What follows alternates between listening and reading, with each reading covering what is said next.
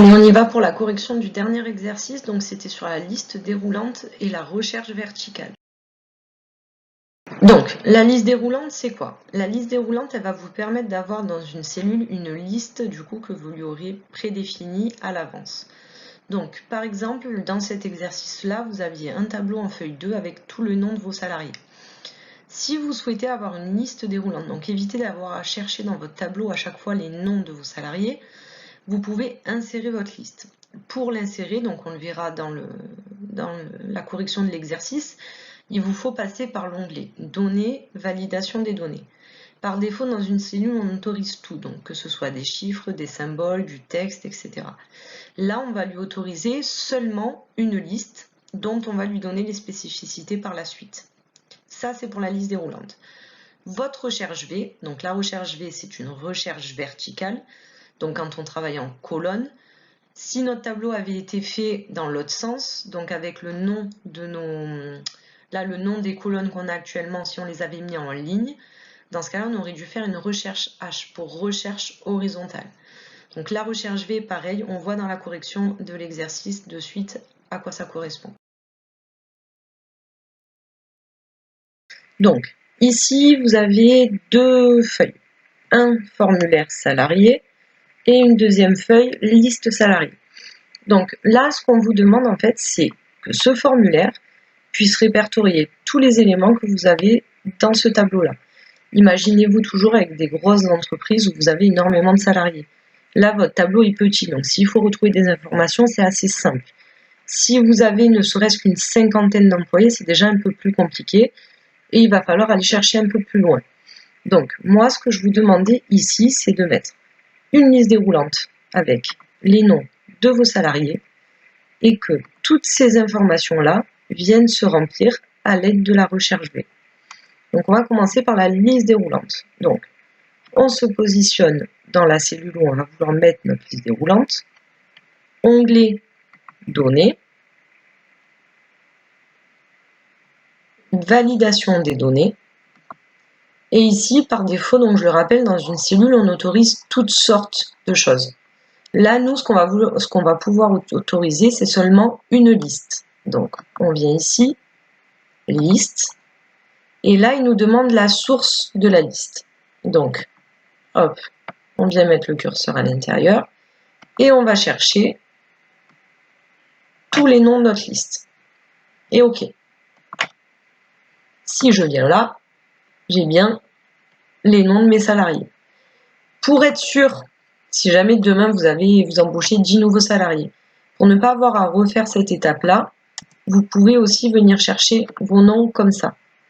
Au moins, vous êtes sûr que tous ceux qui arriveront en dessous seront comptabilisés dans votre liste. Et OK. Donc là, c'est bon. On va en prendre un comme exemple. Donc là, je vais mettre par exemple Monsieur Popas. Donc c'est le premier de la liste. Maintenant, on va venir faire nos recherches V par rapport à lui. Donc, la recherche V, comme tout le reste des formules, donc elle commence par un égal et recherche V, on l'a ici. La valeur cherchée. Donc là, la question qu'il faut que vous vous posiez, c'est on recherche la date de naissance, oui, mais de qui? Donc là, en l'occurrence, on recherche la date de naissance de Monsieur Popas. Point virgule. Table matrice. Donc quand on vous dit table matrice, c'est votre tableau complet. Donc notre tableau, il est ici. On sélectionne l'intégralité du tableau. Point virgule. Le numéro de la colonne. Donc là, il ne faut surtout pas revenir sur votre formulaire salarié, sinon votre formule va bugger complètement, vous devrez la refaire. Donc là, il faut bien penser à ce que vous recherchez avant de venir sur cette feuille-là. Donc là, c'est la date de naissance. Le numéro de la colonne, donc là, on ne vous demande pas la lettre, on vous demande bien le numéro. Donc A, B, C, D, D étant la quatrième lettre de l'alphabet. Donc, colonne numéro 4. Point virgule. Là, on recherche une correspondance exacte, c'est-à-dire que si demain, Monsieur Popas nous dit qu'il a changé de numéro, mais on n'a pas encore le bon, si on efface celui-ci, on ne veut pas qu'il vienne nous chercher celui d'en dessous. Donc là, c'est vraiment une correspondance exacte. Hop, on revient là, on ferme la parenthèse et entrée. On a la date de naissance, donc on vérifie, Popas, donc le 7 août 86. 7 août 86. C'est bon. Si on change, juste pour vérifier, donc là je vais prendre du S.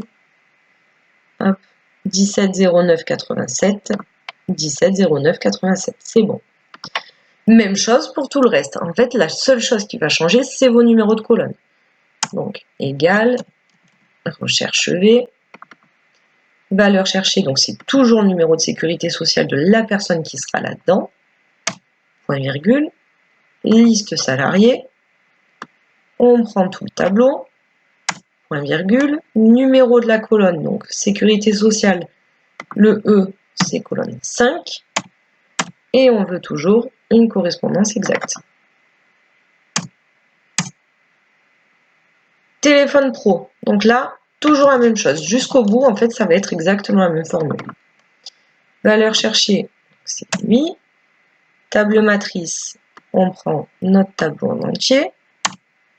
C'était le téléphone pro, je crois. Voilà. Donc colonne 2, on va mettre, c'était pas bon. Et toujours la correspondance exacte. Ouais, c'est bon. Si, donc là, si vous avez bien compris la formule, etc., que vous n'avez pas envie de la refaire à chaque fois, vous pouvez venir la tirer. Par contre, les colonnes ne changeront pas toutes seules. Donc dans tous les cas, vous serez obligé de revenir sur chacune de vos formules. Je vous montre si vous souhaitez la tirer. Donc, B5, déjà, on le fige, puisque en descendant, voilà, en faisant glisser, on ne veut pas qu'il change, on ne veut pas qu'il nous change la valeur. Notre table matrice, ce sera toujours de A1 à I11 sur l'autre feuille. Donc ça, on fige aussi.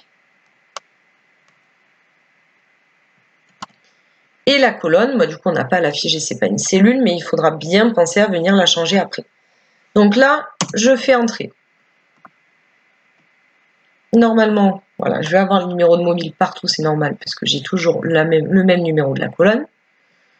Donc, téléphone pro, mobile pro, il est dans quelle colonne? 1, 2, 3. Donc, je viens sur la formule que j'ai rentrée pour mobile pro, et je modifie juste le numéro de ma colonne. Ici, alors c'est le nombre d'enfants. 1, 2, 3, 4, 5, 6. Nombre d'enfants, 6.